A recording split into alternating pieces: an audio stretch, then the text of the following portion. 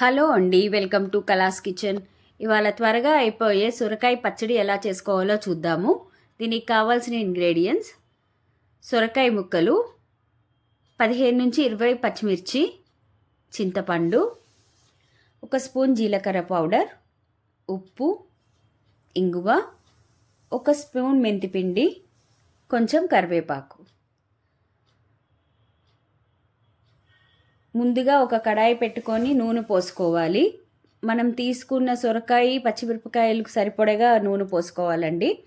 పచ్చిమిర్చి కారాన్ని బట్టి మనము 15 to 20 తీసుకోవాలి. కారం ఎక్కువ ఉంది అనుకుంటే క్వాంటిటీ తగ్గించేసుకోవచ్చు.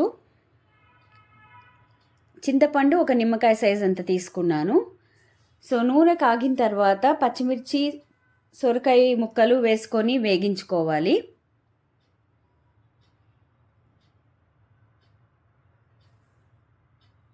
సో ఇవి కొంచెం కలిపిన తర్వాత ఇంగువ పొడి చల్లుకోవాలండి.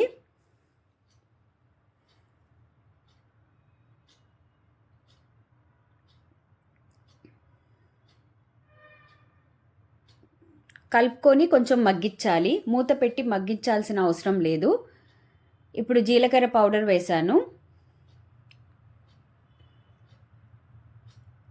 మెంతిపిండి, ఇవి వేసుకొని మంచిగా కలుపుకోవాలి. సో ఇలా మగ్గాలి. మగ్గిన తర్వాత ఓ మిక్సర్ జార్లోకి తీసుకోవాలి. తర్వాత చింతపండు యాడ్ చేసుకోవాలండి. తగినంత ఉప్పు వేసాను. ఇది చల్లారిన తర్వాత మిక్సీ పట్టాలి. సో చల్లారిన తర్వాత మిక్సీ పెట్టాను.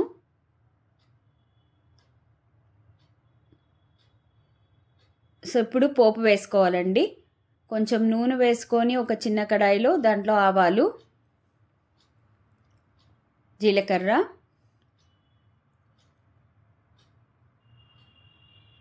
శనగపప్పు,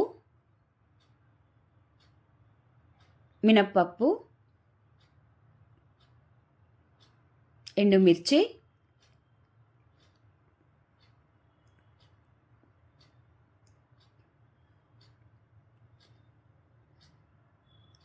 కరివేపాకు. సో ఇవన్నీ వేగించుకోవాలి. వేగించుకొని మనం చేసుకున్న పచ్చడిలోకి ట్రాన్స్ఫర్ చేసుకోవాలి. అంతేనండి, చాలా ఈజీ.